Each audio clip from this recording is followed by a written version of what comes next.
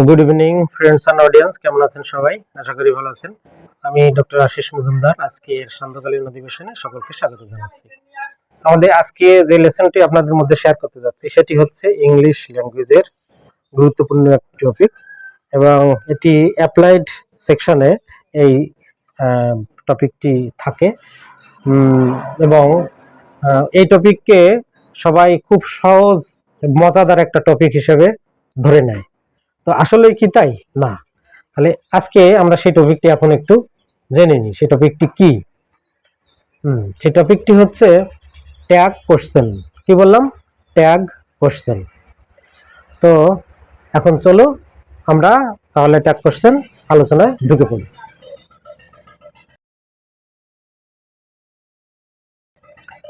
তো tag question আলোচনার আগেই আমরা একটু জেনে নিই ট্যাগ কোশ্চেন মূলত কি।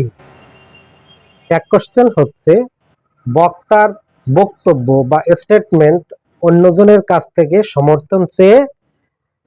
সমর্থন চাওয়ার যে কৌশল বা পন্থা সেটাকেই ট্যাগ কোশ্চেন বলে। কি বললাম?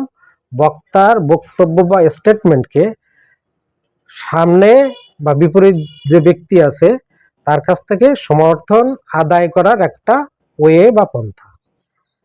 এটা যদি একটা এক্সাম্পল দিই কিভাবে বলতে পারি, যেমন কিনা আমার সামনে একজন মানুষ বসে আছে বা লোক বসে আছে, আমি বলতে পারি যে আমি প্রতিদিন স্কুলে যাই না? সে বলবে হ্যাঁ যাও। আর যদি না যাই সে বলবে না যাও না। তার মানে তার কাছ থেকে একটা সমর্থন আমি আদায় করতেছি ইয়েস অথবা নো দিয়ে। This is tag question. ব্যাস হয়ে গেল।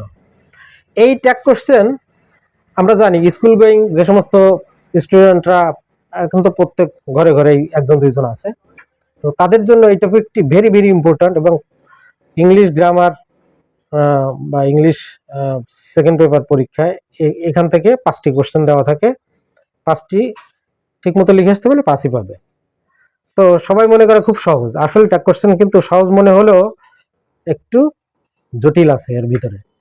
তো এই জন্য এই ট্যাগ কোশ্চেনকে আমি পার্সোনালি আমার স্টুডেন্টদের বোঝানোর জন্য এই ট্যাগ কোশ্চেনকে দুটো শ্রেণীতে ভাগ করেছি। একটা হচ্ছে একেবারে নর্মাল বা জেনারেল ট্যাগ, আর একটা হচ্ছে স্পেশাল ট্যাগ, বিশেষ ট্যাগ। ওইগুলো করতে গেলে বিশেষ কোনো রুল ফলো করে করতে হবে, বিশেষ করে স্পেশাল ট্যাগ যেগুলো। আর নর্মাল ট্যাগ বা জেনারেল ট্যাগ যেগুলো, এগুলো করতে কোনো রুল টুল ফলো করা লাগবে না, শুধু দেখলেই চেনা যাবে, ধপাধপ করে দিলে আনসার মিলে যাবে। তো আজকে আমরা শুধু জেনারেল ট্যাগ নিয়ে কথা বলবো। তো ঠিক আছে, শুরু করে দিই। তো জেনারেল ট্যাগের ক্ষেত্রে একটা স্টেটমেন্ট বা একটা সেন্টেন্স দেখলে আমরা বুঝতে পারবো এখানে সাবজেক্ট কে আছে এবং ভার্ব কে আছে। যদি হেল্পিং ভার্ব থাকে ওইটাই আমরা কাজে লাগাবো, আর যদি হেল্পিং ভার্ব না থাকে তাহলে একটা হেল্পিং ভার্ব আনতে হবে। এটা হচ্ছে মূল ফর্মুলা। যেমন যদি বলা হয় he is writing a letter, কি বললাম? He is writing a letter. এর ভিতরে কি করতে হবে? হেল্পিং ভার্বটা দিতে হবে। কি আছে? ইজ, দিলাম ইজ।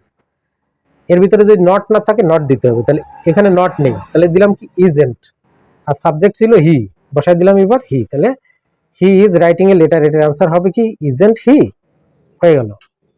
এবার কোন সেন্টেন্সের মধ্যে যদি প্রপার নাউন অথবা ইয়ে থাকে, কি বলে, কমন নাউন থাকুক, যাও থাকুক না কেন, কিন্তু আমাদের ইউজ করতে হবে প্রোনাউন। নাউনকে চেঞ্জ করে প্রোনাউনই আনতে হবে। যেমন কিনা Mina was watching television.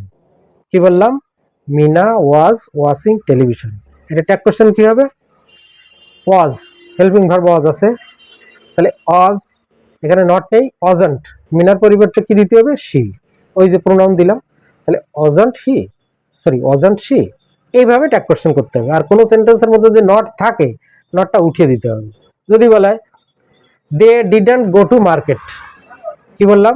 They didn't go to market, শেষে গ্যাপ দেওয়া, ট্যাগ কোশ্চেন করো। তাহলে এখানে নট আছে কিন্তু ডিডন্ট, তাহলে এখানে সাথে শুধু আমি রাখবো ডিড, ডিড দে, এবং শেষে কোশ্চেন মার্ক। এইভাবে হচ্ছে ট্যাগ কোশ্চেন করতে হয়। আজকে আমরা জেনারেল ট্যাগের সামান্য কিছু আলোচনা করলাম। এর পরের দিন আমরা আরেকটু ডিপে যাব, তারপরে আরো ডিপে যাব। 3টে ক্লাস না হলে ট্যাগ কোশ্চেন কমপ্লিট হবে না। তো আজকে আমাদের এই লেসন এই পর্যন্তই থাকবে। তো সবাই ভালো থাকবেন। আগামী ক্লাসের আমন্ত্রণ জানিয়ে এখানে ক্লাস শেষ করছি। সবাই ভালো থাকবে। শুভ সন্ধ্যা।